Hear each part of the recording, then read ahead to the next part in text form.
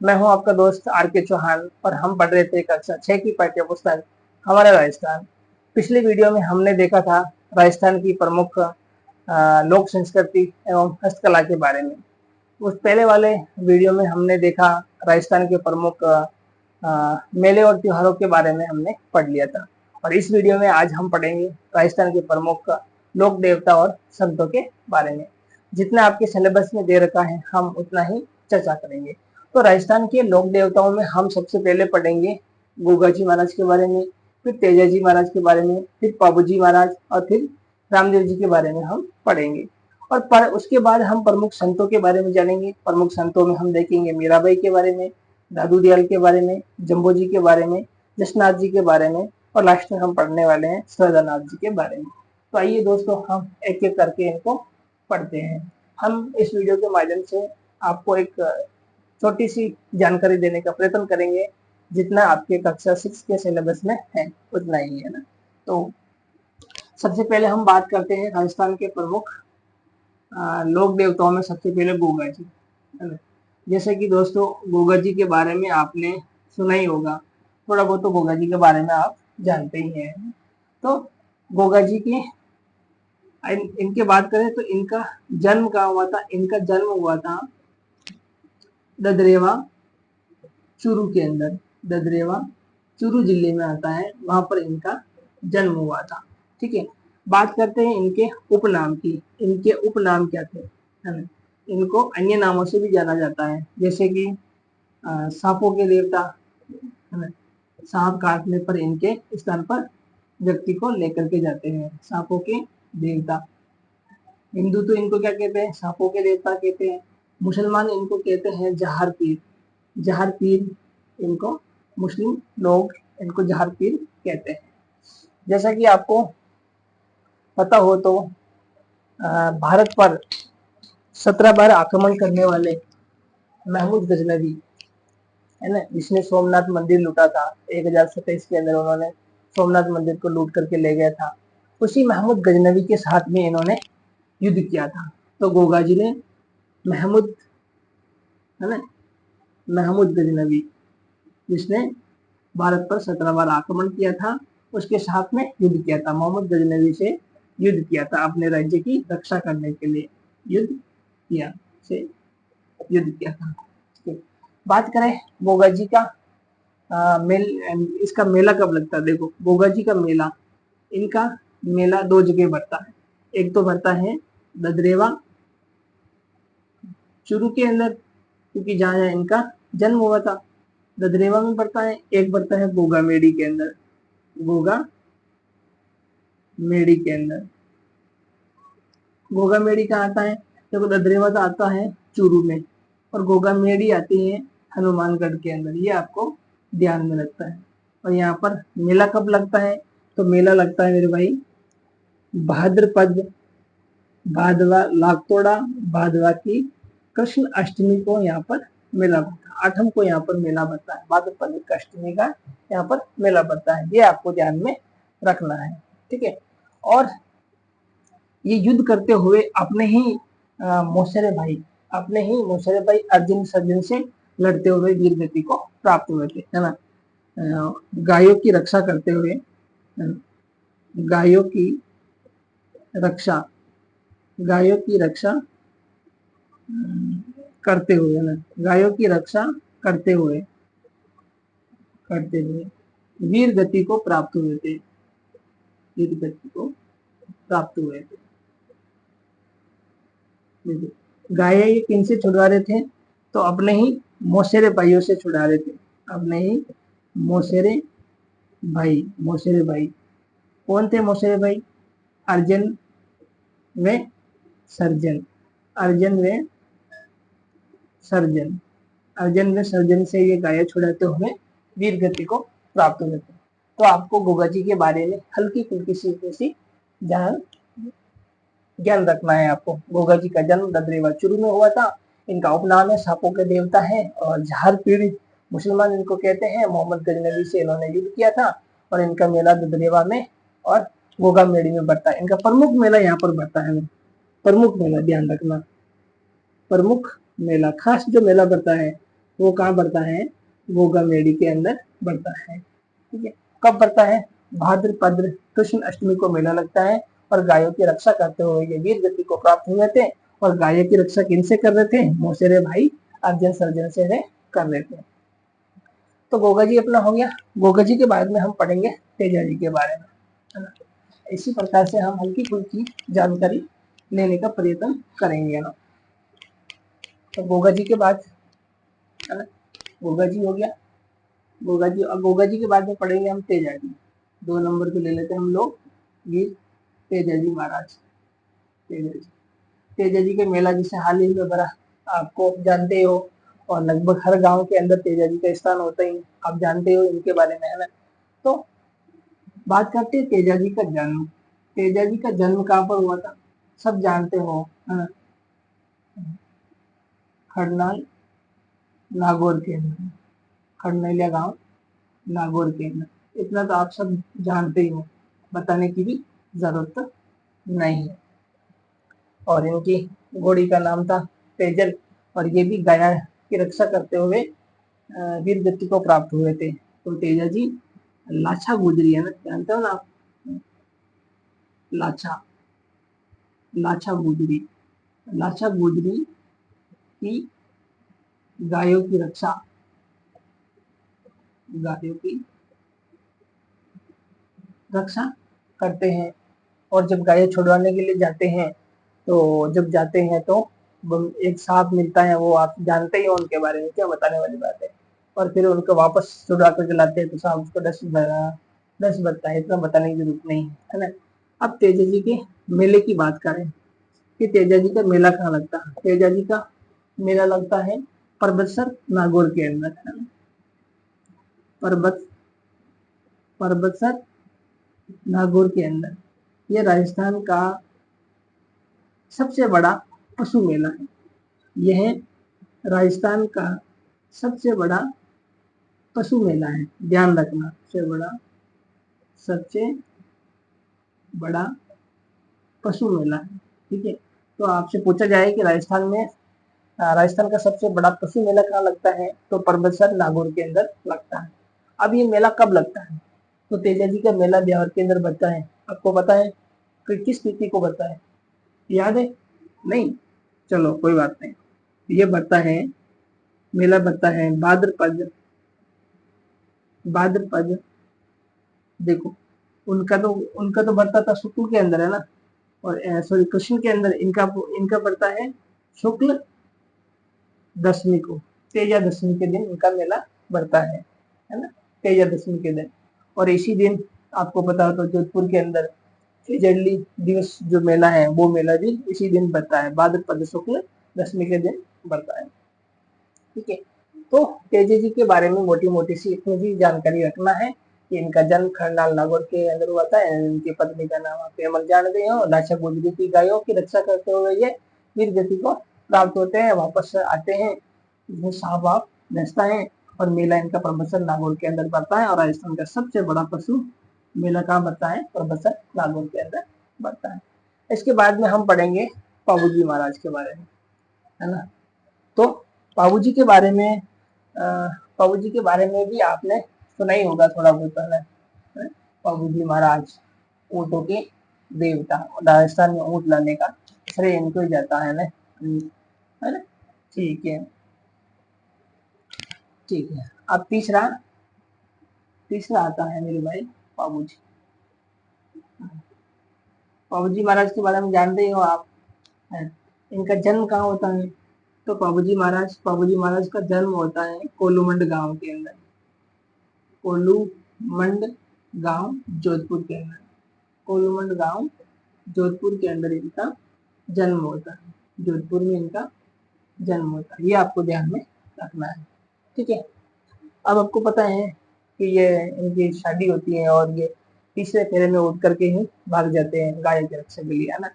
तो क्या होता है कि बाबूजी की शादी करने के लिए ये जाते हैं उमरकोट, है ना? उमरकोट पाकिस्तान के अंदर आता है, वहां पर ये जाते हैं। उमरकोट में ये विवाह करने के लिए जाते हैं। किसके लिए जाते हैं? विवाह करने के लिए ये वहां पर जाते हैं। तब इनके पास में घोड़ी नहीं थी, तो प्रसिद्ध घोड़ी लेकर के ये जाते हैं, देवल चालने की घोड़ी ले जाते हैं ये, है ना, देवल देवल चालने की घोड़ी लेकर के जाते हैं। देवल चालनी उनको घोड़ी इस शर्त पे देती है कि भाई कभी भी अगर मेरी गायों की रक्षा करनी हो तो आपको आना पड़ेगा। तो ये क्या करते हैं, उनकी घोड़ी ले जाते हैं, देवल चालनी की जो घोड़ी थी, वो घोड़ी लेकर के जाते थे, और घोड़ी का नाम था केसर कालमी। ये तो आप जानते ही होंगे ना, सुना ही होगा कभी केसर कालमी के बारे में। ये घोड़ी लेकर के जाते हैं, पीछे से है जो पाबू जी के बेनो जी और इनके गाय चुरा करके ले जाते हैं। फिर इनकी रक्षा करने के लिए पाबू जी है जो तीसरे फेरे ही छोड़ करके आ जाते हैं। 3 फेरे ही खाते, चौथे फेरे में इनको छोड़ करके आ जाते हैं। और फिर ये भी क्या करते हैं, गायों की रक्षा करते हुए वीर गति को प्राप्त हो जाते हैं, है ना। अब पाबू जी के मेले की बात करते हैं। ठीक है, पाबू जी का मेला कहाँ लगता है, तो इनका मेला यहीं पर लगता है, ओलूमंड गांव के अंदर लगता है। अब इनका मेला कब लगता है, इनका मेला लगता है होली के 15 दिन बाद में। इनका मेला कब लगता है, तो मेला लगता है होली कब आती है, चैत्र माह में। 15 दिन बाद क्या आएगा, चैत्र अमावस्या, चैत्र अमावस्या के दिन इनका मेला पड़ता है। और हाँ, एक चीज हो रही थी यहाँ, पाबूजी का जो उपनाम है इनको ऊंटों का देवता कहते हैं, ऊंटों का देवता। यानी कि बीमार होने पर इनको, ऊंटों के बीमार होने पर पाबूजी के स्तर पर लेकर के जाते हैं और वो ठीक हो जाते हैं। और राजस्थान में ऊंट लाने का श्रेय भी पाबूजी महाराज को ही जाता है। तो एक चीज ये नीचे और लिख लेता हूँ मैं, राज बोले तो राजस्थान में ऊंट लाने का श्रेय किसको जाता है, तो इनका श्रेय पाबूजी को जाता है। ठीक है, तो ये एक जानकारी आपको रखनी है। राजस्थान में ऊंट कौन लेकर के आए थे, पाबूजी महाराज लेकर के आए थे। तो हमने पाबूजी महाराज हो गया, इसके बाद में हम पढ़ेंगे रामदेव जी महाराज के बारे में। तो रामदेव जी महाराज के बारे में, वैसे भी इनके बारे में भी आप काफी जानते ही हो, लेकिन फिर भी हम एक छोटी सी जानकारी और ले लेते हैं। ठीक है, तीन हो गया, चौथा है हमारा रामदेव जी। रामदेव जानते हो रामदेव जी के बारे में, राजस्थान के सबसे लोकप्रिय देवता है ना, यहाँ लिख लेता था ना, राजस्थान के सबसे लोकप्रिय देवता है, लोकप्रिय देवता, क्योंकि इनको हिंदू भी मानते हैं और मुस्लिम भी मानते हैं। हम भी अपने एरिया में देखते हैं कि कहाँ से एमपी से लोग रामदेवरा तक पैदल यात्रा करते हैं। आपके एरिया में भी लोग पैदल यात्राएं करते होंगे। ठीक है, तो रामदेव जी राजस्थान के प्रसिद्ध लोक देवता हो गए थे। और बात करें इनकी जन्म की, तो इनका जन्म थोड़ा सा ध्यान रखना, इनका मेला भी नहीं रामदेवरा में जैसलमेर में बढ़ता, लेकिन इनका जन्म यहाँ पर नहीं हुआ था। इनका जन्म हुआ था उर्दू उर्दू कश्मीर, उर्दू कश्मीर, उर्दू, हाँ, उर्दू कश्मीर गांव बाड़मेर के अंदर इनका जन्म होता है। कहाँ पर होता है, उर्दू कश्मीर बाड़मेर के अंदर इनका जन्म होता है। और इनका मेला कहाँ लगता है, आप जानते हो, अजमल जी है इनके पिताजी, जो सब बताने की जरूरत नहीं। इनका मेला लगता है भादवा के अंदर लगता है ना, भादवा, यानी कि भाद्रपद, भादवा बोलो या भाद्रपद, एक ही बादल है। भाद्रपद शुक्ल द्वितीया से 11 तक मेला इनका बढ़ता है। तो इनका मेला द्वितीया से स्टार्ट हो जाता है, तो द्वितीया पे इनका मेला बढ़ता है। और रामदेव जी ये एक लोक देवता के साथ में कवि भी हुआ करते थे, और इन्होंने एक पंथ चलाया था जिसका नाम था कामड़िया पंथ है,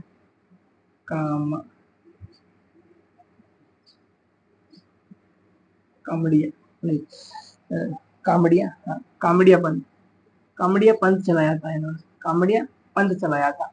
ठीक है, इस पंथ के लोग क्या करते हैं, जब इसका मेला पड़ता है तो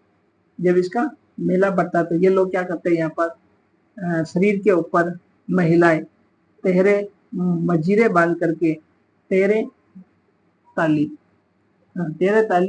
नृत्य करती है,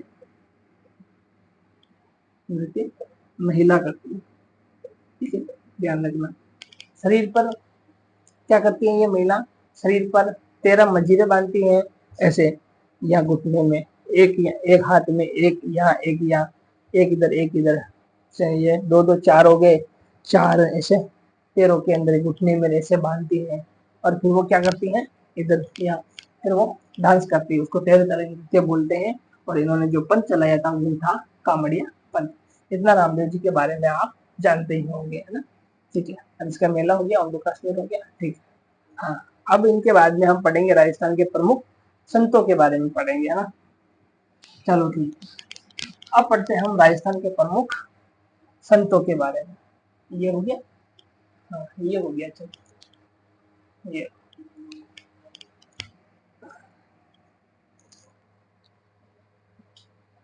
राजस्थान के प्रमुख संतों के बारे में पढ़ते हैं ना। ठीक है, हाँ चलेगा।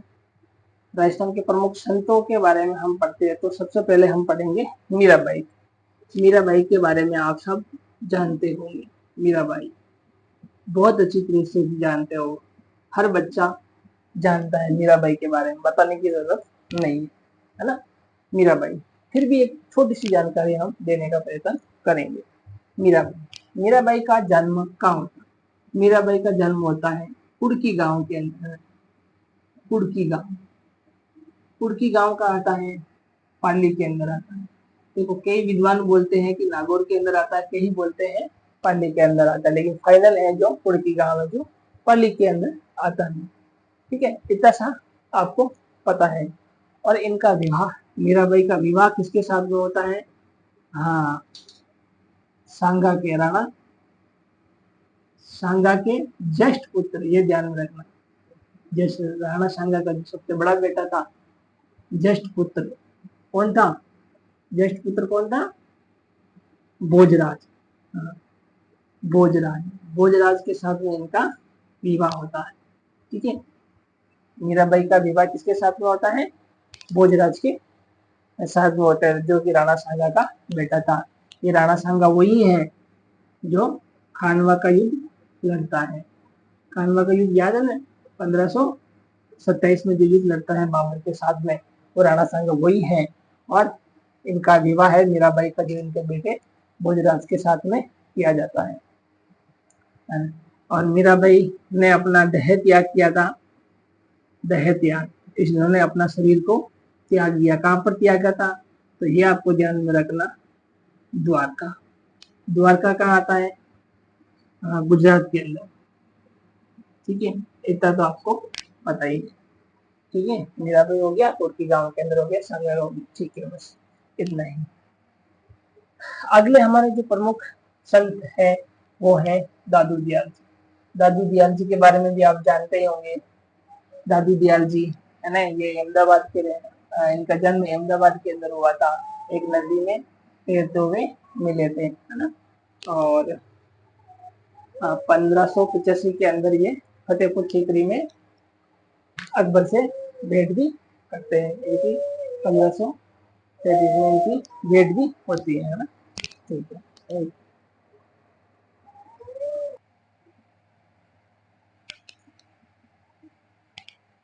हाँ, तो हम बात कर रहे थे दादू दयाल जी के बारे में, है ना। दादू दयाल जी, दादू दयाल जी,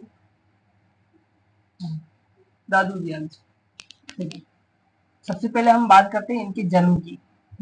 इनका जन्म कहाँ होता है? तो ये इनका जन्म अहमदाबाद में होता है। अहमदाबाद कहाँ आता है? गुजरात के अंदर, जानते ही हो इतना। गुजरात, गुजरात, अहमदाबाद गुजरात के अंदर इनका जन्म होता है। और फिर ये 11 वर्ष की अवस्था में साधु बन जाते, सन्यासी बन जाते हैं, और राजस्थान में ये अजमेर के अंदर आते हैं। अजमेर से फिर ये जयपुर, फिर जयपुर में ये परमानेंट वाले रहने लग जाते हैं। तो दादू दयाल जी हैं, इनका जन्म अहमदाबाद के अंदर हुआ था। और इनका उपनाम की बात करें, है ना, इनका उपनाम है, इनको राजस्थान का कबीर कहा जाता है। इनको राजस्थान का कबीर की उपाधि दी गई थी, है ना, राजस्थान का कबीर कहा जाता है। तो ये आपको ध्यान में रखना है कि राजस्थान का कबीर किसे कहा जाता है, तो दादू दयाल जी को कहा जाता है। और इन्होंने एक पंथ चलाया था, दादू पंथ, हाँ, दादू पंथ चलाया था, दादू पंथ, दादू पंथ चलाया था। और ये आगे जा करके 5 भागों में विभाजित हो जाता है, जो कि आपके सिलेबस में नहीं है। इतना ध्यान रखना कि दादू दयाल जी ने एक पंथ चलाया था जिसका नाम था दादू पंथ चलाया था।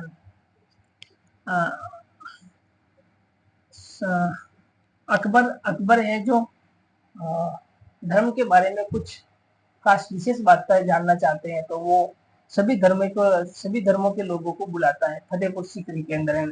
तो 1585 के अंदर जब अकबर इनको बुलाता है फतेहपुर सीकरी में, अकबर इनको बुलाता है, तो फतेहपुर फतेहपुर सीकरी कहाँ आती है, यूपी के अंदर आती है। फतेहपुर सीकरी में 1585 के अंदर अकबर से भेंट होती है, अकबर से इनकी मुलाकात होती है, अकबर से भेंट। तो आपको ये याद रखना है कि 1585 में फतेहपुर सीकरी में अकबर से भेंट किसने करी थी, तो दादू दयाल जी ने की थी।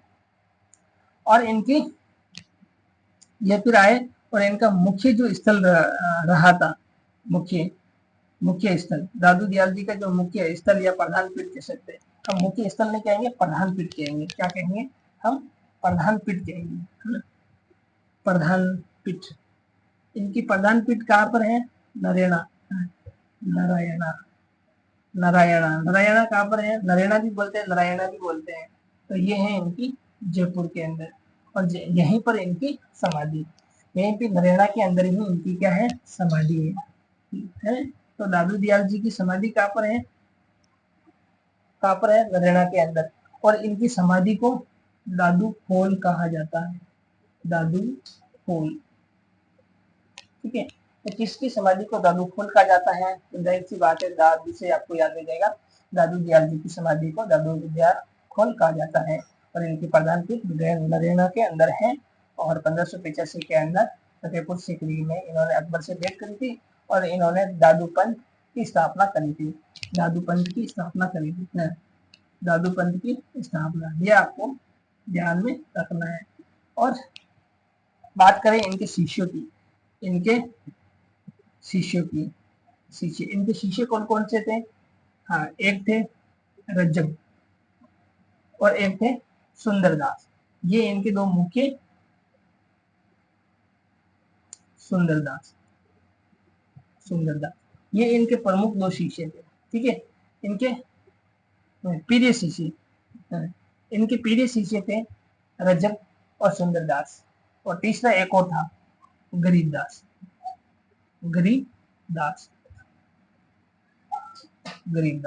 ठीक है। तो आपको ये ध्यान में रखना कि दादू दयाल जी के जो प्रधान शिष्य थे वो रज्जब जी और सुंदरदास जी थे। और एक तीसरा और शिष्य था, वो गरीबदास जी, आपको ध्यान में रखना, जो कि दादू दयाल जी के शिष्य हुआ करते थे। तो अपना मीराबाई हो गया, दादू दयाल जी हो गया।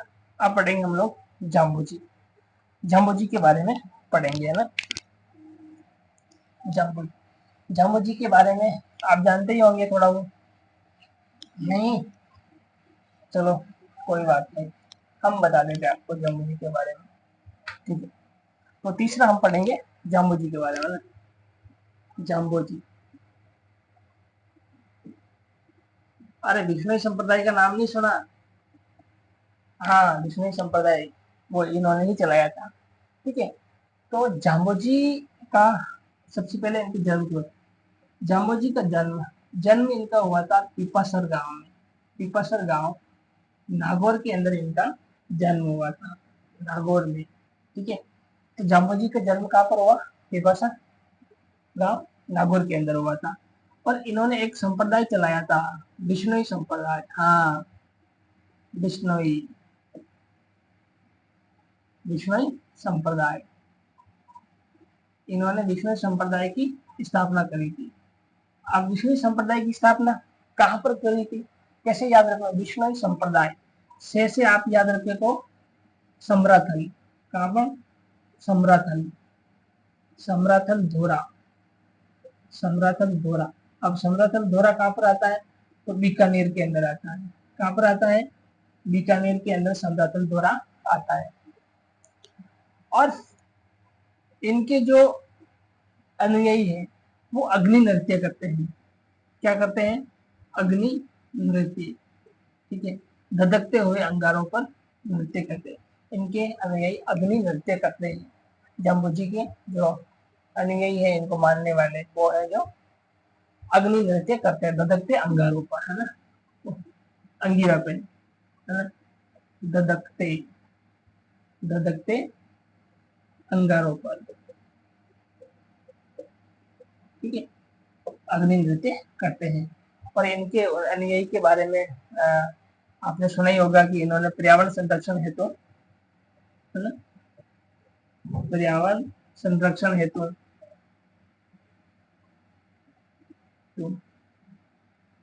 29 नियम भी बताए थे। नहीं, सॉरी, ऐसे नहीं, विष्णु संप्रदाय के उन्होंने 29 नियम बताए थे और इन्होंने पर्यावरण संरक्षण हेतु महत्व दिया था, ठीक है। और इसी पर्यावरण को संरक्षण को बचाने के लिए आपने सुना होगा 1739 के अंदर जोधपुर के अंदर खेजड़ली गांव में अमृता देवी बिश्नोई ने 363 लोगों के साथ में अपने प्राणों की आहुति दी थी, है ना। अमृता देवी बिश्नोई, अमृता देवी बिश्नोई ने 363 लोगों के साथ में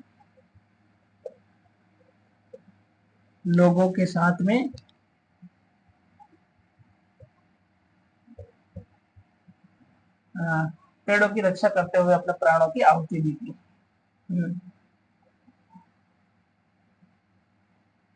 प्राणों की आहुति दी थी, आहुति दी, ठीक है। तो ये इतना आपको ध्यान में रखना है, ठीक है। अमृता देवी हो गया था, और इनका मेले की बात रही, मेला रही। और बात करते हैं हम लोग इनके मेला की। तो इनका मेला कहाँ पड़ता है, मैं से मेला, और मैं से आप याद रखोगे मुकाम तालवा, मुकाम तालवा, मुकाम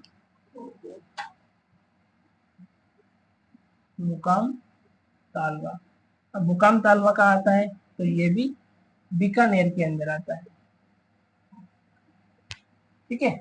तो इतना सा आपको याद रखना है कि जाम्बू जी का जन्म पिपरसर गांव नागौर के हुआ। जाम्बू जी का जन्म पिपरसर गांव नागौर में हुआ था। इन्होंने विष्णु संप्रदाय चलाया था। विष्णु संप्रदाय की स्थापना इन्होंने समरथल गांव जो धोरा बीकानेर के अंदर करी थी। और इन्होंने इस संप्रदाय के अंदर 29 नियम बताए थे। कितने नियम बताए थे, 29 नियम बताए थे, हाँ, ठीक है। उनमें से एक पर्यावरण संरक्षण का नियम भी है। और इनके जो अनुयायी हैं वो अग्नि नृत्य करते हैं, धधकते हुए अंगारों के ऊपर डांस करते हैं। और पर्यावरण संरक्षण हेतु इन्होंने महत्व दिया था।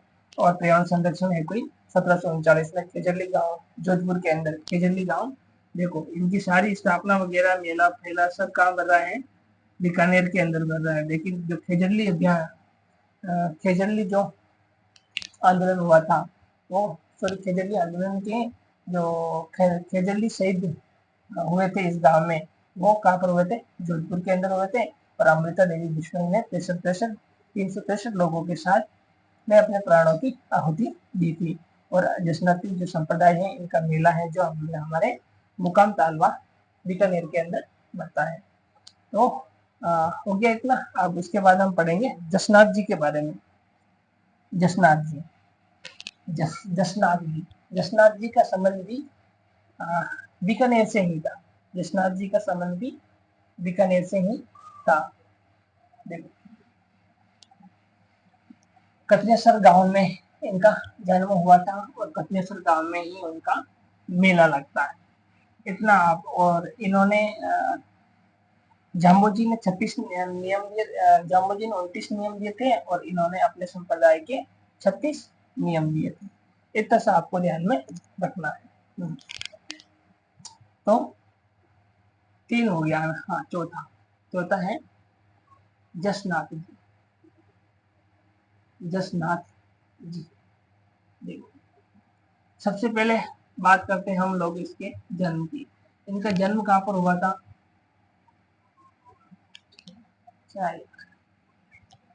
कतरिया सरगांव में। कतरिया सरगांव, कतरिया सरगांव कहाँ पर है? बीकानेर के अंदर। ठीक है, पहली जानकारी तो आपको ये रखने की। दूसरी, इन्होंने जसनाती संप्रदाय चलाया था। कौन सा? जसनाती संप्रदाय चलाया था। बोलते और लिखते हुए डिस्टर्ब हो जाता है। जसनाती, जसनाथ ने जसनाती संप्रदाय चलाया और उन्होंने जसनाती संप्रदाय चलाया और उन्होंने 29 दिए, इन्होंने 36 नियम दिए थे। ये आपको ध्यान में रखना। और इनका मेले की बात करें तो इनका मेला कहाँ बढ़ता है? तो इनका मेला यही बढ़ता है, कतरिया सर के अंदर ही बढ़ता है। और इनका प्रमुख स्थल भी कतरिया सर के अंदर ही है। कतरिया सर कहाँ है? बीकानेर के अंदर है। ये वापस बार बार बताने की जरूरत नहीं है। विश्वनाथ जी हो गया और अब लास्ट में बच गया हमारा श्रद्धानाथ जी। श्रद्धानाथ जी बहुत ही अच्छे थे।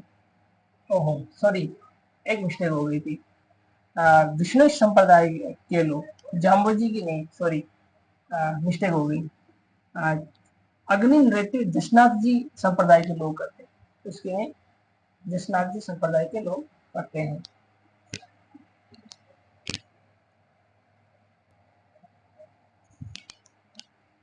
तो सॉरी गाइस, एक गलती को सुधार देना आपने, वो वहाँ गलत बता दिया क्योंकि क्या थोड़ा सा नाम ही मिलता जुलता, थोड़ी सी मिस्टेक हो गई थी, है ना। तो ये जो अग्नि नृत्य है ना, वो अग्नि नृत्य जसनाथ जी संप्रदाय का, उसका नहीं, उसको डिलीट कर देना है। तो अग्नि नृत्य है ना, अग्नि नृत्य जसनाथ जी, जसनाती संप्रदाय के लोग करते हैं, न कि जाम्बोजी विष्णु लोग के नहीं करते हैं, ये करते हैं नृत्य। ठीक है, तो अग्नि नृत्य का संबंध किस संप्रदाय से है? जसनाथ जी की जसनाती संप्रदाय से है और इनके 36 नियम है। जितना सा आपको ध्यान में रखना है। और अब लास्ट बच गया है अपना श्रद्धानाथ जी, है ना।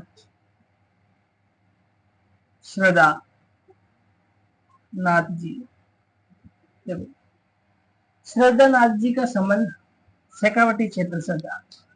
शेखावटी क्षेत्र से था। शेखावटी क्षेत्र में कौन कौन से जिले आते हैं? चूरू, सीकर और झुंझुनू, ये 3 जिले आते हैं शेखावटी क्षेत्र में। ये अनपढ़ थे, ये पढ़े लिखे नहीं थे, फिर भी इन्होंने लोगों को शिक्षा दी थी। फिर भी लोगों को शिक्षा दी थी। देखो ये अनपढ़ थे, फिर भी इन्होंने लोगों को शिक्षा दी थी, अपना ज्ञान का इन्होंने प्रसार किया था। और ये जैन धर्म से संबंधित थे, श्रद्धा नाथ जी। तो इस वीडियो में इतना ही। और बाकी अपना एक टॉपिक इसका एक और बच गया है, राजस्थान की हस्तकला, है ना। राजस्थान की हस्तकला बच गया है, जो हम एक वीडियो और लेकर के आएंगे और उसके अंदर हम पढ़ेंगे। इस वीडियो में इतना ही। धन्यवाद।